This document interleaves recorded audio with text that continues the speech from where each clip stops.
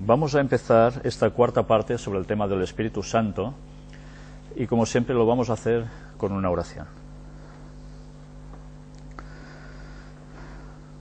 Padre nuestro que estás en los cielos, te damos gracias por la oportunidad que nos das de poder seguir investigando en tu palabra, especialmente hoy en este apartado tan delicado como son los escritos del Espíritu de Profecía a través de la hermana White. Te queremos pedir que nos ayudes a extraer todas las conclusiones que aparecen en los textos, que nos ayudes a no sesgar los textos, a buscar en profundidad tu doctrina, tu palabra, tu sana doctrina, Señor, para nosotros. Te queremos pedir que nos ayudes en nuestra comprensión, que nos des toda la sinceridad que vamos a necesitar ante este tema, para ser valientes y adoptar la posición correcta. Bendícenos, por favor. En el nombre de Jesús te lo pedimos todo. Amén. Bien, en esta cuarta parte, precisamente lo que vamos a hacer es mostrar las citas de Ellen White, del Espíritu de Profecía, en las cuales ella se refiere al Espíritu Santo. No me he querido conformar en mostraros tan solo las frases específicas dentro de un libro que se refiera al tema que estamos tratando. Alguna vez lo he hecho por necesidad, pero siempre que he podido, veréis que además ampliaremos la lectura en otras páginas donde aparece la frase que nos interesa para ver a qué se está refiriendo. Esto es sumamente necesario hacerlo, porque, sabéis, las personas que no creen en el Espíritu Santo como la tercera persona de la divinidad utilizan ciertas partes de esos escritos donde aparece la otra frase que teóricamente contradice a lo que ellos creen, y ellos lo explican en modo distinto la frase que creen que allí se está refiriendo a otra cosa. Por tanto, será bueno hacer un análisis exhaustivo de los textos, no cogiendo las cosas parcialmente, ni por interés, sino viendo lo que realmente pone el texto. Más adelante, porque esto no va a terminar hoy, estas citas son extensas, va a continuar en otra conferencia, en otro tema, en otra predicación, en este caso, estudio bíblico, y podremos mostrar aún más citas que son también clarificadoras al respecto.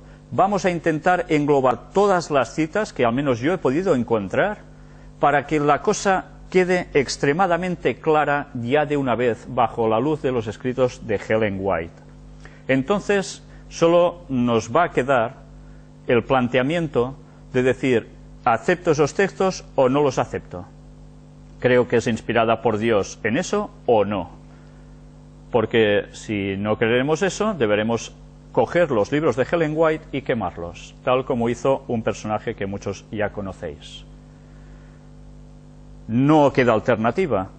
O lo abrazamos lo que dice, o lo rechazamos frontalmente para siempre jamás. ¿Entendéis? Hemos de ser contundentes y valientes con la determinación que vamos a tomar. Además, luego habrá planteamientos que también analizaremos, si es que habían sido infiltrados por los jesuitas estos escritos, si es que Ellen White estaba puesta en alguna situación extraña que escribió esto. Mostraremos también los originales de estos textos en inglés, fotografiados. Evidentemente no va a ser hoy, pero daremos prueba detrás de prueba. Veremos si por historia todo esto puede ser cierto o ha sido manipulado. Pero primero vamos a analizar todas estas citas de Ellen White para que las personas que son sinceras y creen en Ellen White vean y noten cómo precisamente aclara los textos bíblicos de modo que ya no podremos interpretarlos en modo distinto. Y si hemos de cambiar, hemos de cambiar. Nos guste o no nos guste el orgullo, nos lo hemos de comer. Pues que Dios nos ayude a ello. Vamos a leer primero un texto que se halla en la epístola de Segunda de Tesalonicenses, escrita por el apóstol Pablo, capítulo 2, y vamos a leer el versículo 2. Que no os dejéis mover fácilmente de vuestro modo de pensar, ni os conturbéis, ni por espíritu, ni por palabra, ni por carta como si fuera nuestra, en el sentido de que el día del Señor está cerca. Diréis, ¿qué tiene que ver este texto con lo que ya estamos hablando? Un momento, lo analizamos. Vamos a analizarlo. Que no os dejéis mover fácilmente de vuestro modo de pensar. No os dejéis mover. Ni os conturbéis, ni por espíritu, ni por palabra. Por nada. Si tenemos una base, la hemos de mantener, si esa base es correcta, si esa base es cierta y proviene de Dios. Pero mirad que termina diciendo, en el sentido de que el día del Señor está cerca. Este texto, que podría parecer que no tiene nada que ver, sí tiene mucho que ver. ¿Sabéis? Las personas que dicen de que los que creen que el Espíritu Santo es la tercera persona de la divinidad, acusan a estos que creen en que es la tercera persona, el Espíritu Santo, de que están cayendo en la apostasía omega, que había sido predicha por Ellen White también, y que marcaba precisamente el fin para el retorno de Cristo. Deberemos demostrar si esto es realmente así. Pero, mirad, dice que no nos apartemos de lo que realmente es, y pensando que Cristo llega ya, porque esa es una señal definitiva. Una apostasía omega. Si hay una apostasía omega, quiere decir que había una apostasía alfa, la primera. Omega es la última.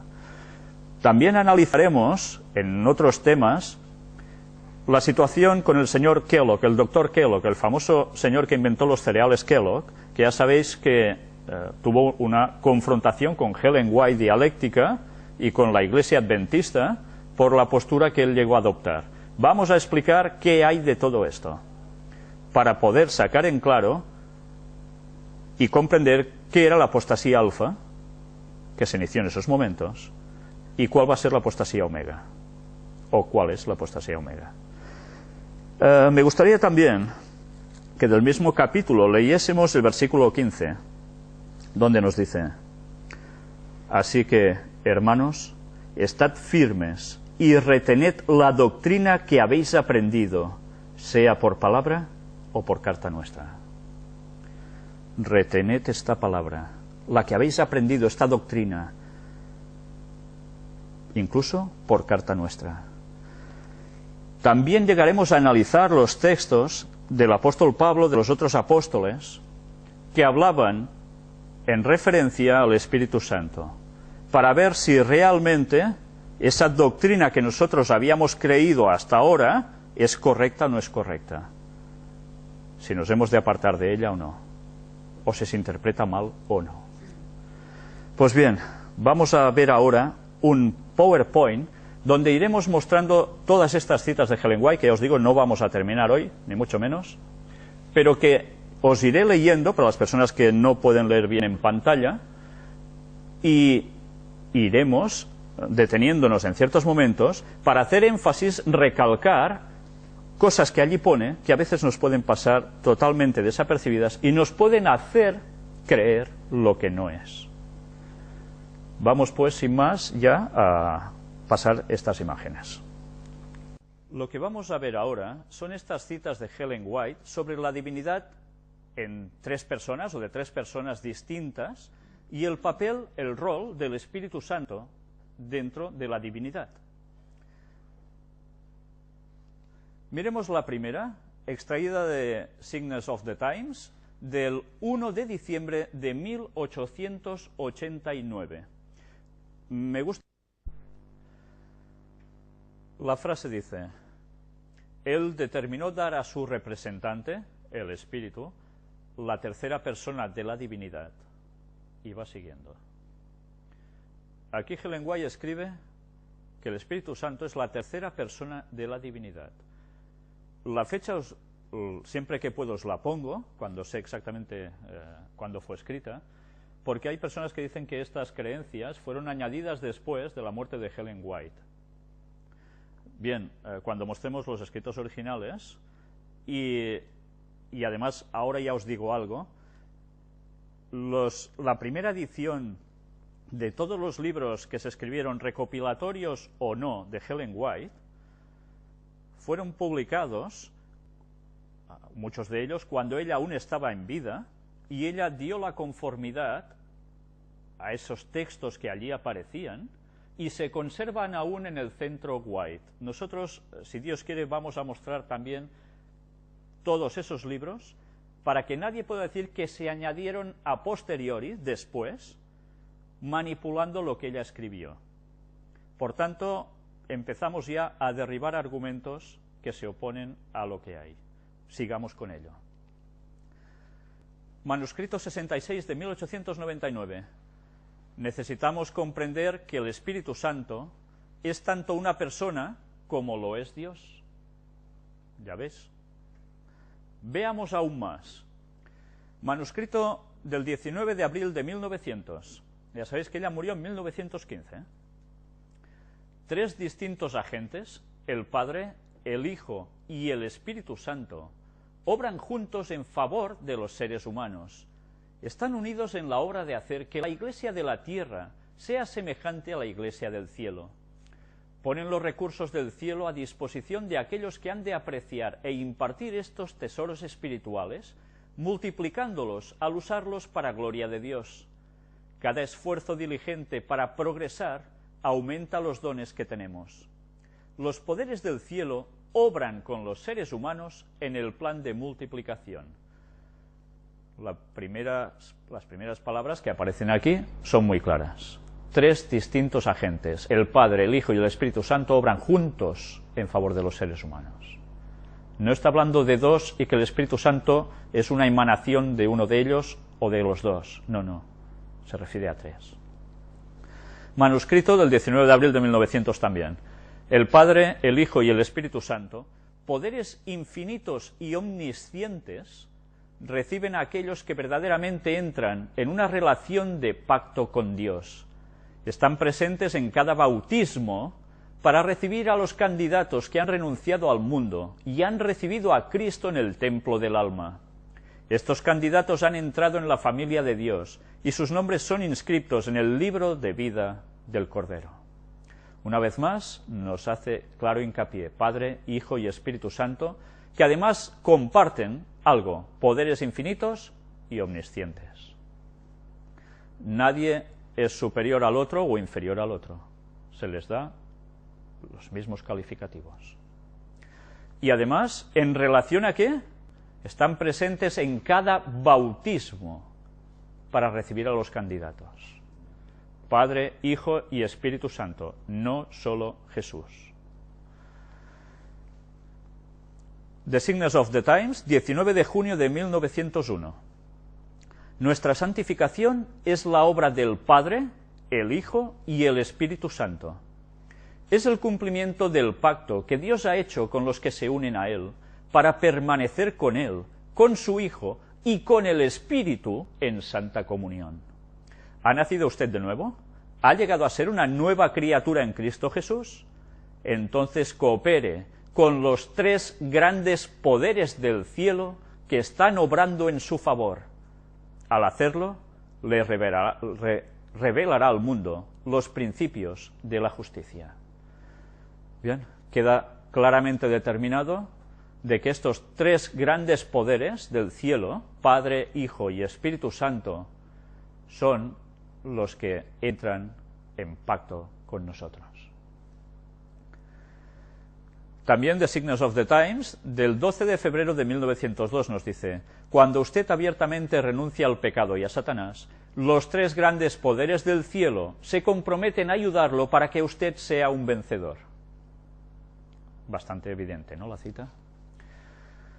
También, del mismo lugar, Signs of the Times, 11 de marzo de 1903, los 3 grandes poderes del cielo, el Padre, el Hijo y el Espíritu Santo. Vuelve a citarlo tal cual. De la Review and Herald, ya sabéis que es la revista adventista de antaño, lo primero, tal se llamaba así, del 5 de mayo de 1903 nos dice: en la gran obra de conclusión nos encontraremos con peligros con los cuales no sabremos cómo lidiar, pero no nos olvidemos que los 3 grandes poderes del cielo están trabajando. Nos dice que en un futuro habría problemas, que no sabíamos cómo lidiar con ellos. Ya sabéis que la palabra lidiar, muy conocida taurinamente, ¿no? Enfrentarte al toro, lidiándolo, con capotazos, esquivándolo. Pues bien, no estamos solos, no olvidemos que los tres grandes poderes del cielo, Padre, Hijo y Espíritu Santo, están trabajando. Y esto me debería hacer pensar a mí, y creo que a todo el mundo, qué tipo de peligros se estaba refiriendo ella que debería enfrentar el pueblo de Dios en los últimos tiempos. Las falsas doctrinas son uno de ellos.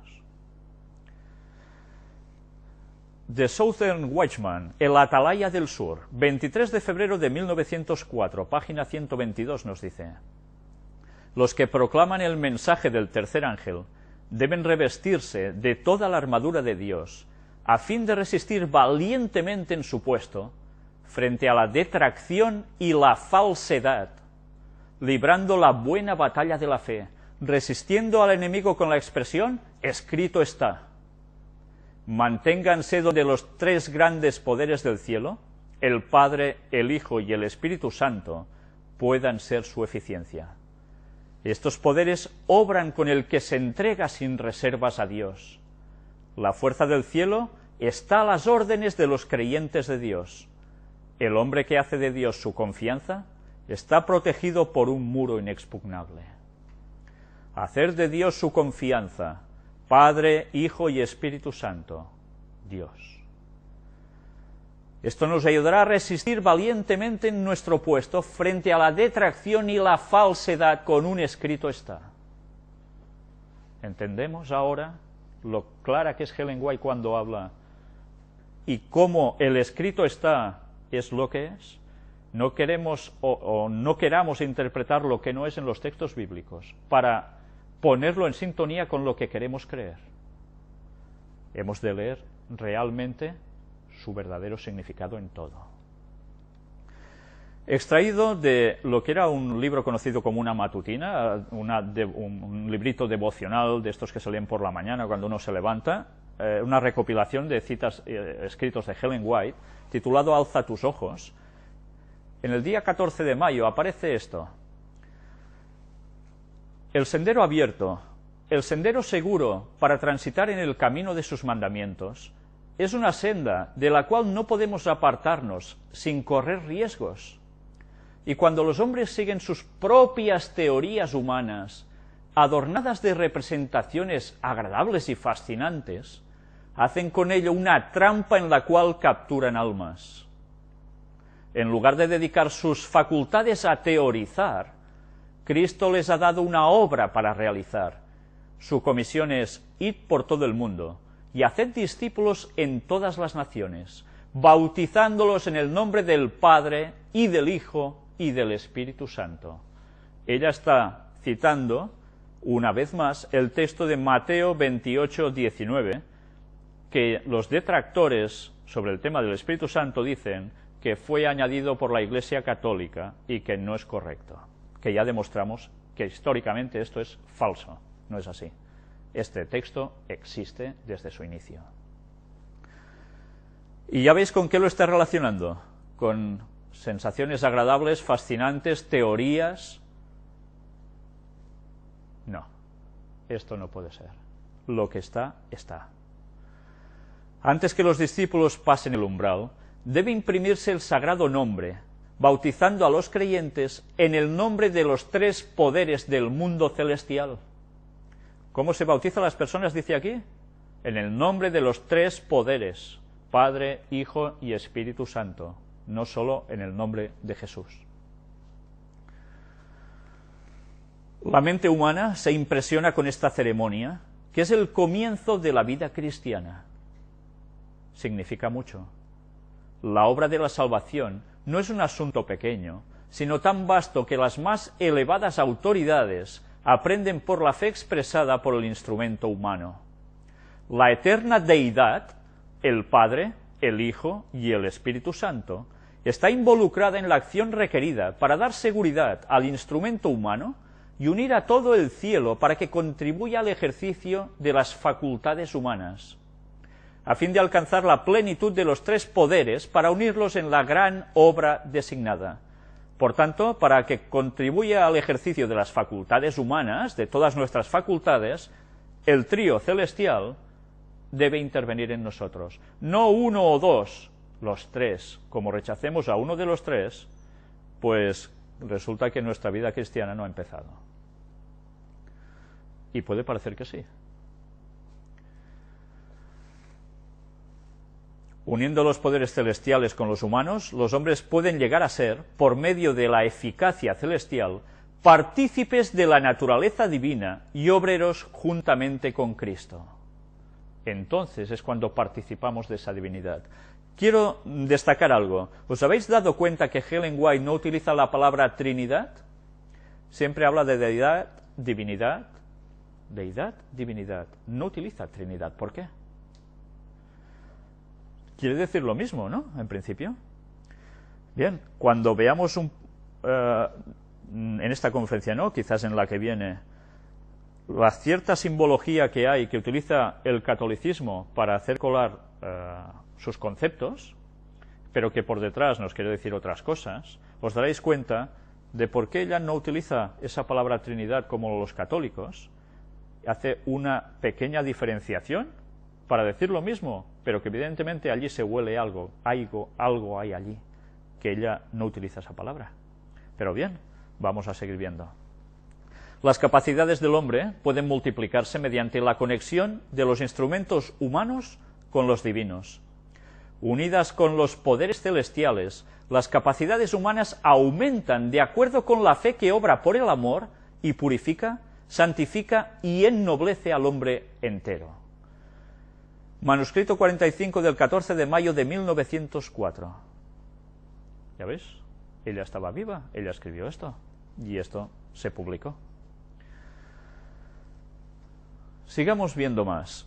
Antes he dicho que para empezar a ser cristiano, el bautismo tiene que ser de Padre, Hijo y Espíritu Santo. Entonces las personas que se bautizan solo en el nombre de Jesús y ya está, ¿empiezan su cristianismo? Ya vimos que en el nombre de Jesús implica Yahshua, Jehová salva, los tres participan de lo mismo. Pero ciertamente nosotros tenemos claramente designada la forma bautismal de Padre, Hijo y Espíritu Santo. No quiero decir que las personas que han creído de verdad, de corazón, en ese concepto, se han bautizado y no son cristianas. Ellos quieren serlo, pero deben conocer aún más de la verdad, porque si no están cayendo en un error que les llevará más errores seguramente. Iremos viendo eso aún más. Signs of the Times, 10 de mayo de 1905. Manténganse donde los tres grandes poderes del cielo, el Padre, el Hijo y el Espíritu Santo, puedan ser vuestra eficiencia. Una vez más, nos hemos de mantener allí. Review and Herald, 17 de mayo de 1906. El Padre, el Hijo y el Espíritu Santo están comprometidos a cooperar con los santificados instrumentos humanos. Los tres están comprometidos. Review and Herald, 2 de mayo de 1912. La divinidad estaba conmovida de piedad por la raza, y el Padre, el Hijo y el Espíritu Santo se dieron a sí mismos para llevar a cabo el plan de la redención. Los tres se comprometieron, se conmovieron, la divinidad de tres se conmovió ante los problemas de nuestra raza. ¿Y qué hicieron? Llevar a cabo el plan de la redención dándose a sí mismos. Cada uno iba a cumplir un rol, una función. Entre los tres iban a hacer posible la salvación del ser humano. En Testimonios, tomo 6, página 99, nos dice: el hecho de que haya sido bautizado en el nombre del Padre, del Hijo y del Espíritu Santo es una seguridad de que así usted pide su ayuda, estos poderes le ayudarán en cada emergencia. Mirad si es importante ser bautizados en el nombre del Padre, del Hijo y del Espíritu Santo, creyendo en los tres. Extracción del deseado de todas las gentes. Página 143 nos dice, empecemos a leer por arriba. No hay nada en él que responda a las cosas espirituales, porque las cosas espirituales se disciernen espiritualmente. Esto es clave, ¿eh? Las cosas espirituales se disciernen espiritualmente, no con elucubraciones humanas, etcétera, etcétera, que no cabe en mi cabeza, que esto no pueda ser. No, espiritualmente. Pero el Salvador no contestó a su argumento con otro. Levantando la mano con solemne y tranquila dignidad, hizo penetrar la verdad con aún mayor seguridad. De cierto te digo, que el que no naciere de agua y del Espíritu no puede entrar en el reino de Dios. Palabras tremendas, ¿eh? Después de leer las citas de Ellen White, rechazar al Espíritu Santo como la tercera persona de la divinidad, ¿qué implica? Si no naces también del Espíritu, no puedes entrar en el reino de Dios. ¿Os dais cuenta lo que es ahora no creer en el Espíritu Santo como la tercera persona de la divinidad? ¿Qué implica realmente? Nicodemo sabía que Cristo se refería aquí al agua del bautismo y a la renovación del corazón por el Espíritu de Dios. Estaba convencido de que se hallaba en presencia de aquel cuya venida había predicho Juan el Bautista. Jesús continuó diciendo, lo que es nacido de la carne, carne es, y lo que es nacido del Espíritu, Espíritu es. Por naturaleza el corazón es malo, ¿y quién hará limpio de inmundo? Nadie. Ningún invento humano puede hallar un remedio para el alma pecaminosa. La intención de la carne es enemistad contra Dios, porque no se sujeta a la ley de Dios ni tampoco puede. Del corazón salen los malos pensamientos, muertes, adulterios, fornicaciones, hurtos, falsos testimonios, blasfemias. La fuente del corazón debe ser purificada antes que los raudales puedan ser puros. El que está tratando de alcanzar el cielo por sus propias obras observando la ley, está intentando lo imposible. No hay seguridad para el que tenga solo una religión legal, solo una forma de la piedad. La vida del cristiano no es una modificación o mejora de la antigua, sino una transformación de la naturaleza. Se produce una muerte al yo y al pecado, y una vida enteramente nueva. Este cambio puede ser efectuado únicamente por la obra eficaz ¿de quién? Del Espíritu Santo, el único que nos puede cambiar. Nicodemo estaba todavía perplejo, y Jesús empleó el viento para ilustrar lo que quería decir. El viento de donde quiere sopla y oyes su sonido, mas ni sabes de dónde viene ni a dónde vaya. Así es todo aquel que es nacido del Espíritu. Se oye el viento entre las ramas de los árboles, por el susurro que producen las hojas y las flores. Sin embargo, es invisible y nadie sabe de dónde viene ni a dónde va. Así sucede con la obra del Espíritu Santo en el corazón. Es tan inexplicable como los movimientos del viento. Y además, ¿qué es? Invisible. Es invisible. Jesús no está hablando solo de una mera metáfora. Está hablando, recordemos lo que tantas veces remarco, literalidad del texto. Literalidad del texto. Ahora entendemos el qué es el Espíritu Santo, o cómo es, invisible. Puede ser que una persona no pueda decir exactamente la ocasión ni el lugar en que se convirtió, ni distinguir todas las circunstancias de su conversión, pero esto no significa que no se haya convertido. Mediante un agente tan invisible como el viento, Cristo obra constantemente en el corazón, mediante un agente tan invisible. Una vez más, ¿verdad? Poco a poco, tal vez inconscientemente para quien las recibe, se hacen impresiones que tienden a atraer el alma a Cristo. Dichas impresiones pueden ser recibidas meditando en Él, leyendo las Escrituras u oyendo la palabra del predicador viviente. Repentinamente, al presentar el Espíritu un llamamiento más directo, el alma se entrega gozosamente a Jesús. El Espíritu hace el llamamiento y la persona se entrega gozosamente a Jesús. Por tanto, no es Jesús que llama directamente para que gozosamente nos entreguemos a Él, es el Espíritu. Muchos llaman a esto conversión repentina, pero es el resultado de una larga intercesión del Espíritu de Dios. Es una obra paciente y larga. Aunque el viento mismo es invisible, produce efectos que se ven y sienten. Así también la obra del Espíritu en el alma se revelará en toda acción de quien haya sentido su poder salvador. Cuando el Espíritu de Dios se posesiona del corazón, transforma la vida. ¿En qué consiste una vida transformada? En un cambio de carácter, ¿no? Básicamente un cambio de carácter que te va a provocar cambiar la vida en general. Mirad si es importante adecuar el carácter tal como Dios quiere. Y eso es una manifestación del Espíritu de Dios en nosotros, del Espíritu Santo. Sigue diciendo, los pensamientos pecaminosos son puestos a un lado, las malas acciones son abandonadas, el amor, la humildad y la paz reemplazan a la ira, la envidia y las contenciones. No buscar polémica y liarla y venga y con malas palabras y de mal modo. No, este no es el carácter cristiano.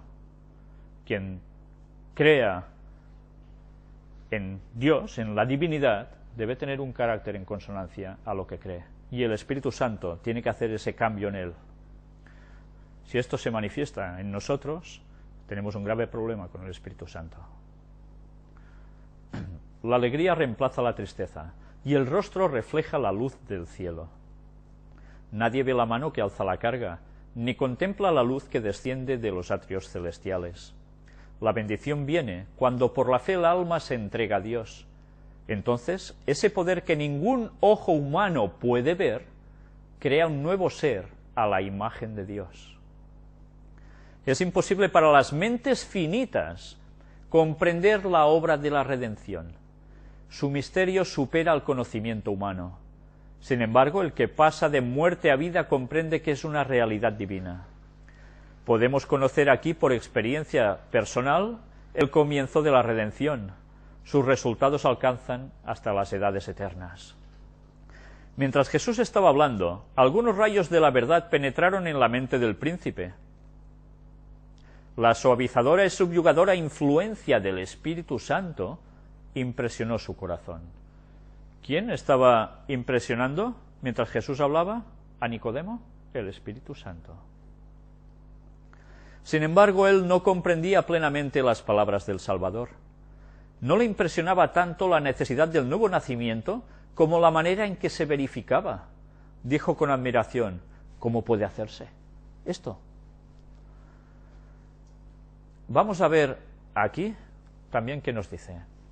No es mediante controversias y discusiones cómo se ilumina el alma, entrando en discusiones, contiendas, así vamos a sacar la gran verdad. No, así no se ilumina el alma de nadie. Debemos mirar y vivir. Nicodemo recibió la lección y se la llevó consigo. Escudriñó las Escrituras de una manera nueva, no para discutir una teoría, sino para recibir vida para el alma. Empezó a ver el reino de los cielos cuando se sometió a la dirección del Espíritu Santo. Allí, cuando te sometes al Espíritu Santo, a esa dirección, empiezas a ver el reino de los cielos. Hay hoy día miles que necesitan aprender la misma verdad que fue enseñada a Nicodemo por la serpiente levantada. Confían en que su obediencia a la ley de Dios los recomienda a su favor. Cuando se los invita a mirar a Jesús y a creer que Él los salva únicamente por su gracia, exclaman, ¿cómo puede esto hacerse? Como Nicodemo, debemos estar dispuestos a entrar en la vida de la misma manera que el primero de los pecadores. Fuera de Cristo no hay otro nombre debajo del cielo dado a los hombres en que podamos ser salvos. Por la fe recibimos la gracia de Dios, pero la fe no es nuestro Salvador. No nos gana nada. Es la mano por la cual nos asimos de Cristo y nos apropiamos sus méritos, el remedio por el pecado. Y ni siquiera podemos arrepentirnos sin la ayuda del Espíritu de Dios. Él es el que nos da el arrepentimiento. La Escritura dice de Cristo, a este ha dado Dios, ensalzado con su diestra por príncipe, a Dios ensalzado con su diestra por príncipe y salvador, para dar a Israel arrepentimiento y remisión de pecados. El arrepentimiento proviene de Cristo tan ciertamente como el perdón. Gracias a lo que Él ha hecho, el Espíritu Santo lo puede utilizar para tocar el corazón.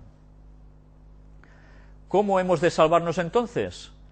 Como Moisés levantó la serpiente en el desierto, así también el Hijo del Hombre ha sido levantado, y todos los que han sido engañados y mordidos por la serpiente pueden mirar y vivir. He aquí el Cordero de Dios que quita el pecado del mundo. La luz que resplandece de la cruz revela el amor de Dios. Su amor nos atrae a Él.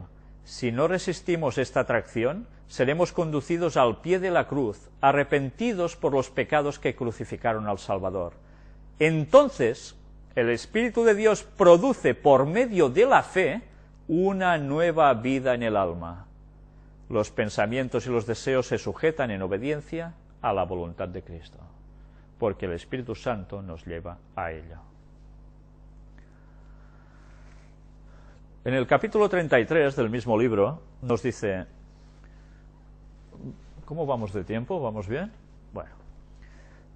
Precisamente antes de esto, Jesús había realizado por segunda vez el milagro de sanar a un hombre poseído, ciego y mudo, y los fariseos le habían reiterado la acusación: por el príncipe de los demonios echa fuera a los demonios. Cristo les dijo claramente que al atribuir la obra del Espíritu Santo a Satanás, se estaban separando de la fuente de bendición. Atención a esto, ¿eh? Si atribuimos obras de Dios a Satanás, se están apartando de la fuente de bendición. Si la obra del Espíritu Santo se atribuye a Satanás, mal vamos. Los que habían hablado contra Jesús mismo, sin discernir su carácter divino, podrían ser perdonados, porque podían ser inducidos por el Espíritu Santo a ver su error y arrepentirse. El Espíritu Santo es el que se lo iba a llevar al error y arrepentimiento. Cualquiera que sea el pecado, si el alma se arrepiente y cree, la culpa queda lavada en la sangre de Cristo. Pero el que rechaza la obra del Espíritu Santo se coloca donde el arrepentimiento y la fe no pueden alcanzarle. Ya lo veis si es importante esto. Es por el Espíritu Santo cómo obra Dios en el corazón. Cuando los hombres rechazan voluntariamente al Espíritu y declaran que es de Satanás, cortan el conducto por el cual Dios puede comunicarse con ellos. Cuando se rechaza finalmente al Espíritu, no hay más nada que Dios pueda hacer para el alma. Rechazar al Espíritu Santo. Decir que el Espíritu Santo no es la persona de la divinidad, que es, esto es otra historia, es cualquier otra situación, pero no es la verdad, automáticamente nos lleva ¿a qué? A que Dios no puede comunicarse con nosotros. Y el camino que emprendemos a partir de allí es un rechazo que lleva totalmente a la perdición. Casi nada, ¿eh? Los fariseos a quienes Jesús dirigió esta amonestación no creían la acusación que presentaban contra él. No había uno solo de aquellos dignatarios que no se sintiese atraído hacia el Salvador, porque él tenía una personalidad que irradiaba que todo el mundo se quisiese acercar a él, incluso hasta sus enemigos, pero cuando se cerraban por banda, entonces reaccionaban pues haciéndole todo lo que le llegaron a hacer, ¿no? Cerraron la puerta al Espíritu Santo, claro. Habían oído en su propio corazón la voz del Espíritu que le declaraba el ungido de Israel y los instaba a confesarse sus discípulos. Era el Espíritu Santo el que les decía que era el ungido de Israel, Cristo, el Mesías. A la luz de su presencia habían comprendido su falta de santidad y habían anhelado una justicia que ellos no podían crear. Pero después de rechazarle, habría sido demasiado humillante recibirle como Mesías. Habiendo puesto los pies en la senda de la incredulidad, eran demasiado orgullosos para confesar su error. El orgullo, una vez más. Te puedes dar cuenta de que es la verdad. Por orgullo pisas la verdad y prefieres la mentira porque va bien a tus conceptos. y para no tener que confesar la verdad, procuraban con violencia desesperada rebatir la enseñanza del Salvador, con violencia desesperada, con argumentos como sea, rebatir lo que enseñaba el Salvador. La evidencia de su poder y misericordia los exasperaba. No podían impedir que el Salvador realizase milagros, no podían acallar su enseñanza, pero hacían cuanto estaba a su alcance para representarle mal y falsificar sus palabras. La historia no cambia, ¿eh? El ser humano siempre funciona igual, ¿eh? Sin embargo, el convincente Espíritu de Dios los seguía y tenían que crear muchas barreras para resistir su poder. Mirad si es bueno el Espíritu Santo que sigue, a pesar de que uno pone impedimentos, él va insistiendo, a ver si cedes. El agente más poderoso que pueda ponerse en juego en el corazón humano estaba contendiendo con ellos, pero no querían ceder. ¿No es Dios quien ciega los ojos de los hombres y endurece su corazón? Él les manda luz para corregir sus errores y conducirlos por sendas seguras. Es por el rechazamiento de esta luz como los ojos se ciegan y el corazón se endurece. Con frecuencia esto se realiza gradual y casi imperceptiblemente. Viene luz al alma por la palabra de Dios, por sus siervos, o por la intervención directa de su espíritu. Pero cuando un rayo de luz es despreciado, se produce un embotamiento parcial de las percepciones espirituales y se discierne menos claramente la segunda revelación de la luz. Interesante el proceso mental, ¿eh? Así aumentan las tinieblas hasta que anochece en el alma. Así había sucedido con estos dirigentes judíos.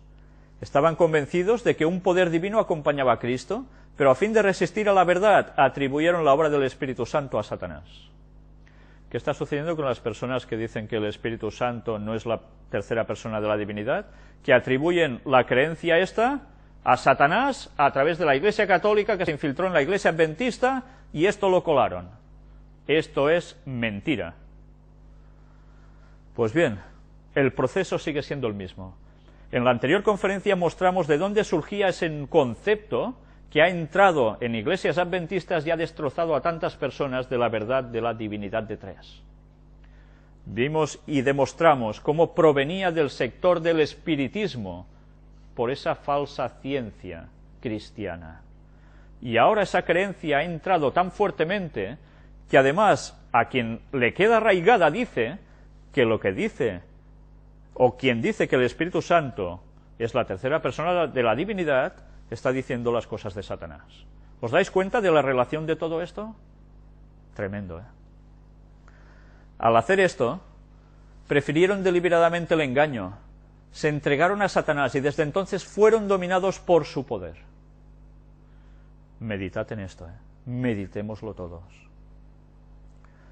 Estrechamente relacionada con la amonestación de Cristo acerca del pecado contra el Espíritu Santo, se halla la amonestación contra las palabras ociosas y perversas. Más de lo mismo. Pervertir algo, ¿eh? Las palabras son un indicio de lo que hay en el corazón, porque de la abundancia del corazón habla la boca. Pero las palabras son más que un indicio del carácter, tienen poder para reaccionar sobre el carácter. Interesante, ¿eh? La palabra es poder porque te puede hacer cambiar tu carácter. Influye directamente. Los hombres sienten la influencia de sus propias palabras.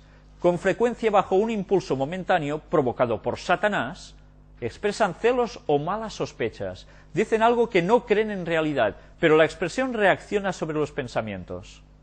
Son engañados por sus palabras y llegan a creer como verdad lo que dijeron a instigación de Satanás. Habiendo expresado una vez una opinión o decisión, son con frecuencia demasiado orgullosos para retractarse y tratan de demostrar que tienen razón hasta que llegan a creer que realmente la tienen. Es peligroso pronunciar una palabra de duda, peligroso poner en tela de juicio y criticar la verdad divina. La costumbre de hacer críticas descuidadas e irreverentes reacciona sobre el carácter y fomenta la irreverencia e incredulidad. Mas de un hombre que seguía esta costumbre ha proseguido, inconsciente del peligro, hasta que estuvo dispuesto a criticar y rechazar la obra del Espíritu Santo. Jesús dijo: toda palabra ociosa que hablaren los hombres, de ella darán cuenta en el día del juicio, porque por tus palabras serás justificado y por tus palabras serás condenado. A veces decimos palabras ociosas, quiere decir tacos, palabrotas, va mucho más allá de todo esto. Es tergiversar la mismísima verdad. Luego añadió una amonestación a aquellos que habían sido impresionados por sus palabras, que le habían oído gustosamente, pero que no se habían entregado para que el Espíritu Santo morase en ellos. No sólo por la resistencia, sino también por la negligencia es destruida el alma. Cuando el espíritu inmundo ha salido del hombre, dijo Jesús, anda por lugares secos buscando reposo y no lo halla. Entonces dice: me volveré a mi casa de donde salí, y cuando viene la halla desocupada, barrida y adornada. Entonces va y toma consigo otros 7 espíritus peores que él, y entrados moran allí. Por tanto, un rechazo implica que la cosa vaya mucho peor. En los días de Cristo, como hoy, eran muchos los que parecían momentáneamente emancipados del dominio de Satanás. Por la gracia de Dios habían quedado libres de los malos espíritus que dominaran su alma. Se gozaban en el amor de Dios, pero como los oyentes representados en la parábola por el terreno pedregoso, no permanecían en su amor. No se entregaban a Dios cada día para que Cristo morase en su corazón, y cuando volvía el mal espíritu, con otros 7 espíritus peores que él, quedaban completamente dominados por el mal. Cuando el alma se entrega a Cristo, un nuevo poder se posesiona del nuevo corazón. Se realiza un cambio que ningún hombre puede realizar por su cuenta. Es una obra sobrenatural que introduce un elemento sobrenatural en la naturaleza humana. El alma que se entrega a Cristo llega a ser una fortaleza suya, que él sostiene en un mundo en rebelión, y no quiere que otra autoridad sea conocida en ella, sino la suya. Un alma así guardada en posesión por los agentes celestiales es inexpugnable para los asaltos de Satanás. Pero a menos que nos entreguemos al dominio de Cristo, seremos dominados por el maligno. Debemos estar inevitablemente bajo el dominio del uno o del otro, de los dos grandes poderes que están contendiendo por la supremacía del mundo. No es necesario que elijamos deliberadamente el servicio del reino de las tinieblas para pasar bajo su dominio. Basta que descuidemos de aliarnos con el reino de la luz. Si no cooperamos con los agentes celestiales, Satanás se posesionará de nuestro corazón y hará de él su morada.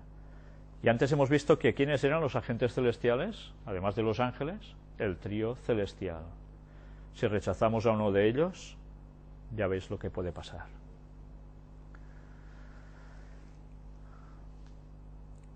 La única defensa contra el mal consiste en que Cristo more en el corazón por la fe en su justicia.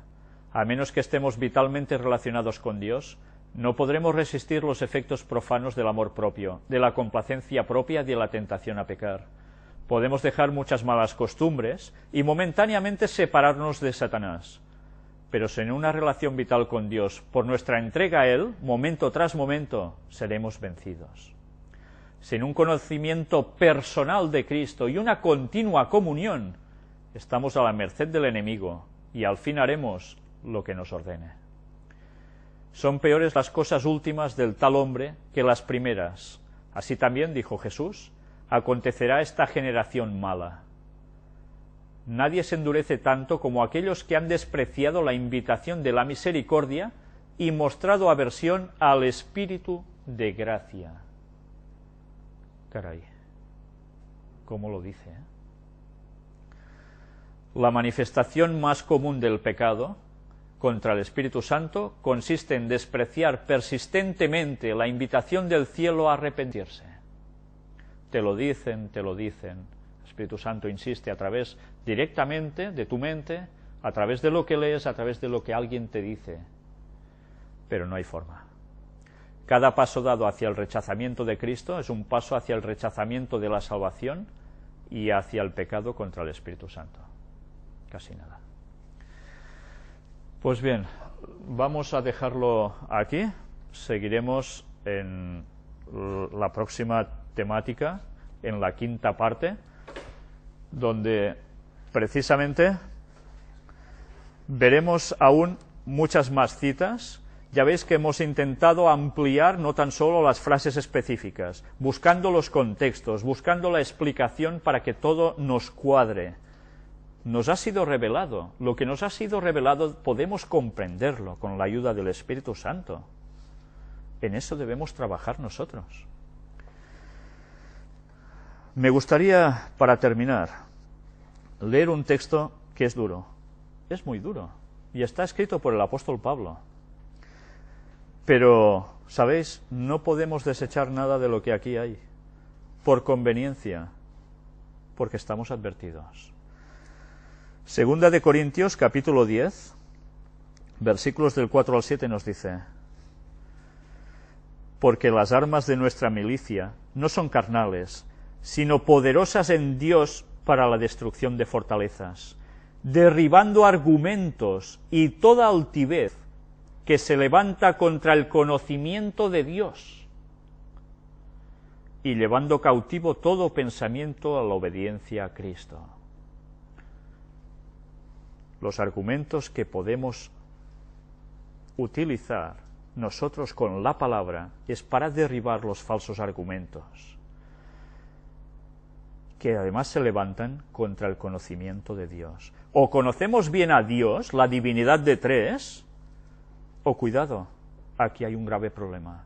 Y nosotros debemos derribar esos falsos argumentos. ¿Por qué? ¿Qué sucede? Hemos de llevar cautivo todo pensamiento a la obediencia a Cristo. Esa es la base. Y estando prontos para castigar toda desobediencia, cuando vuestra obediencia sea perfecta. ¿Qué quiere decir? ¿Que debemos ir a bofetadas con la gente que habla lo contrario? No. Pero nosotros debemos ser tajantes, inamovibles en la verdad. Y si sabemos que una cosa es verdad y estamos firmes, de allí no debemos movernos. Y debemos decir las cosas claras. Contundentemente, nos guste o no. Pero no se puede tolerar que la falsedad entre dentro del pueblo de Dios. Porque si no, ya sabemos lo que sucede. El pueblo se rompe. Mirad también lo que dice el versículo 7. Miráis las cosas según la apariencia. Si alguno está persuadido en sí mismo que es de Cristo, esto también piense por sí mismo, que como Él es de Cristo, así también nosotros somos de Cristo. Pero para ser de Cristo hace falta, si sabes la verdad, seguirla y apartarte de lo que no es correcto. Por tanto, debemos ser vigías. Los guaitas debemos ser. De dónde está la verdad y el error y denunciarlo, para que las personas no sigan cayendo en engaños. Y miremos también por nosotros mismos, que a veces podemos creer que estamos firmes y podemos caer. Que Dios nos ayude a todo ello, porque falta nos va a hacer.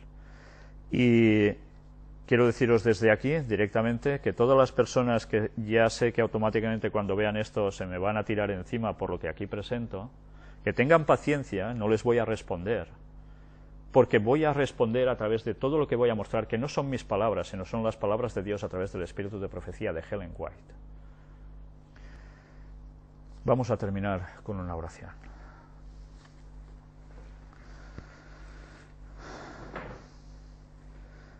Padre, te queremos pedir, Señor, que tú nos ayudes a no caer en controversias y discusiones, que nos ayudes a mostrar tu carácter, a estar llenos de tu Espíritu Santo para manifestar los frutos que Él da en nosotros.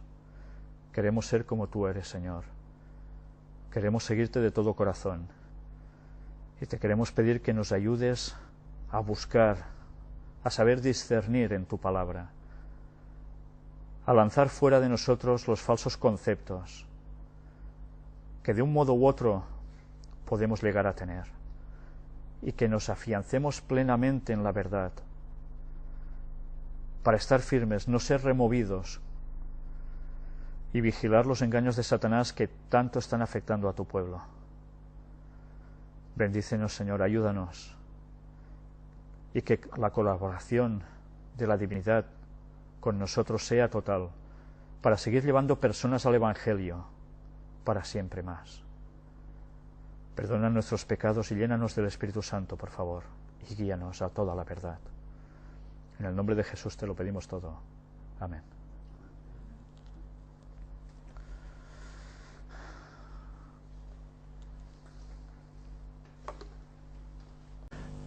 Mostraremos también los originales de estos textos en inglés, fotografiados. Evidentemente no va a ser hoy, pero daremos prueba detrás de prueba. Veremos si por historia todo esto puede ser cierto o ha sido manipulado. Pero primero vamos a analizar todas estas citas de Ellen White para que las personas que son sinceras y creen en Ellen White vean y noten cómo precisamente aclara los textos bíblicos de modo que ya no podremos interpretarlos en modo distinto. Y si hemos de cambiar, hemos de cambiar. Nos guste o no nos guste el orgullo, nos lo hemos de comer. Pues que Dios nos ayude a ello. Vamos a leer primero un texto que se halla en la epístola de Segunda de Tesalonicenses, escrita por el apóstol Pablo, capítulo 2, y vamos a leer el versículo 2. Que no os dejéis mover fácilmente de vuestro modo de pensar, ni os conturbéis, ni por espíritu, ni por palabra, ni por carta como si fuera nuestra, en el sentido de que el día del Señor está cerca.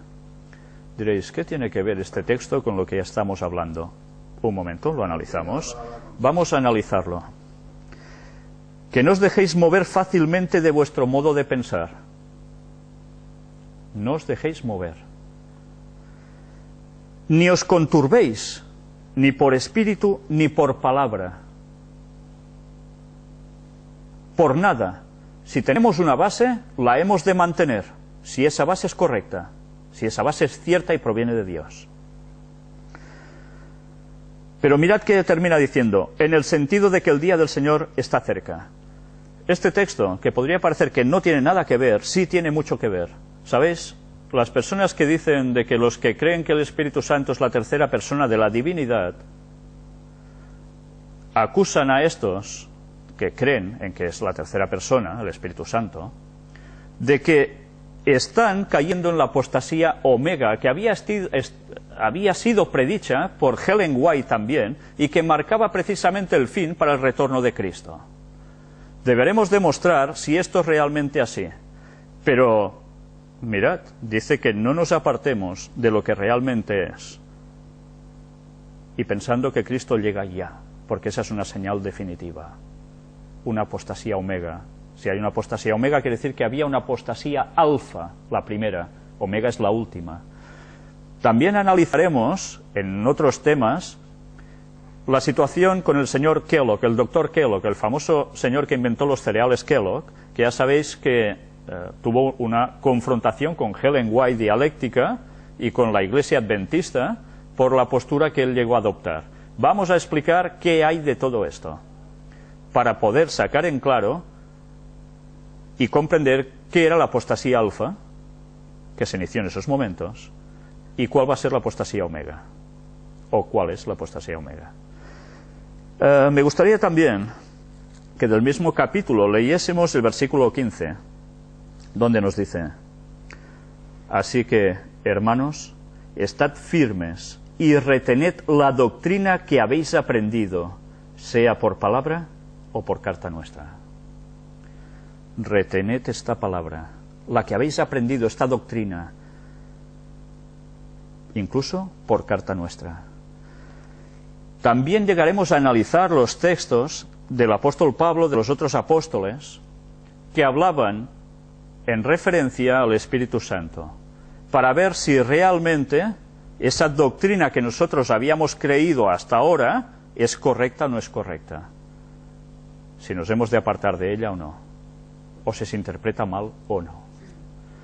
Pues bien, vamos a ver ahora un PowerPoint donde iremos mostrando todas estas citas de Ellen White, que ya os digo, no vamos a terminar hoy, ni mucho menos, pero que os iré leyendo para las personas que no pueden leer bien en pantalla, y iremos deteniéndonos en ciertos momentos para hacer énfasis, recalcar cosas que allí pone, que a veces nos pueden pasar totalmente desapercibidas y nos pueden hacer creer lo que no es.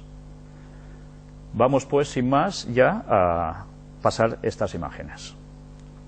Lo que vamos a ver ahora son estas citas de Ellen White sobre la divinidad en tres personas o de tres personas distintas y el papel, el rol del Espíritu Santo dentro de la divinidad. Miremos la primera, extraída de Signs of the Times, del 1 de diciembre de 1889. Me gusta. La frase dice: Él determinó dar a su representante, el Espíritu, la tercera persona de la divinidad. Y va siguiendo. Aquí Ellen White escribe que el Espíritu Santo es la tercera persona de la divinidad. La fecha, siempre que puedo os la pongo, cuando sé exactamente cuándo fue escrita, porque hay personas que dicen que estas creencias fueron añadidas después de la muerte de Ellen White. Bien, cuando mostremos los escritos originales, y además ahora ya os digo algo, la primera edición. Vamos a empezar esta cuarta parte sobre el tema del Espíritu Santo, y como siempre lo vamos a hacer con una oración. Padre nuestro que estás en los cielos, te damos gracias por la oportunidad que nos das de poder seguir investigando en tu palabra, especialmente hoy en este apartado tan delicado como son los escritos del espíritu de profecía a través de la hermana White. Te queremos pedir que nos ayudes a extraer todas las conclusiones que aparecen en los textos, que nos ayudes a no sesgar los textos, a buscar en profundidad tu doctrina, tu palabra, tu sana doctrina, Señor, para nosotros. Te queremos pedir que nos ayudes en nuestra comprensión, que nos des toda la sinceridad que vamos a necesitar ante este tema, para ser valientes y adoptar la posición correcta. Bendícenos, por favor. En el nombre de Jesús te lo pedimos todo. Amén. Bien, en esta cuarta parte, precisamente lo que vamos a hacer es mostrar las citas de Ellen White, del Espíritu de Profecía, en las cuales ella se refiere al Espíritu Santo. No me he querido conformar en mostraros tan solo las frases específicas dentro de un libro que se refiera al tema que estamos tratando. Alguna vez lo he hecho por necesidad, pero siempre que he podido, veréis que además ampliaremos la lectura en otras páginas donde aparece la frase que nos interesa para ver a qué se está refiriendo. Esto es sumamente necesario hacerlo, porque, sabéis, las personas que no creen en el Espíritu Santo como la tercera persona de la divinidad utilizan ciertas partes de esos escritos donde aparece la otra frase que teóricamente contradice a lo que ellos creen, y ellos lo explican en modo distinto la frase que creen que allí se está refiriendo a otra cosa. Por tanto, será bueno hacer un análisis exhaustivo de los textos, no cogiendo las cosas parcialmente, ni por interés, sino viendo lo que realmente pone el texto. Más adelante, porque esto no va a terminar hoy, estas citas son extensas, va a continuar en otra conferencia, en otro tema, en otra predicación, en este caso, estudio bíblico, y podremos mostrar aún más citas que son también clarificadoras al respecto. Vamos a intentar englobar todas las citas que al menos yo he podido encontrar para que la cosa quede extremadamente clara ya de una vez bajo la luz de los escritos de Ellen White. Entonces, solo nos va a quedar el planteamiento de decir, ¿acepto esos textos o no los acepto? ¿Creo que es inspirada por Dios en eso o no? Porque si no creeremos eso, deberemos coger los libros de Ellen White y quemarlos, tal como hizo un personaje que muchos ya conocéis. no queda alternativa. O lo abrazamos lo que dice, o lo rechazamos frontalmente para siempre jamás. ¿Entendéis? Hemos de ser contundentes y valientes con la determinación que vamos a tomar. Además, luego habrá planteamientos que también analizaremos, si es que habían sido infiltrados por los jesuitas estos escritos, si es que Ellen White estaba puesta en alguna situación extraña que escribió esto,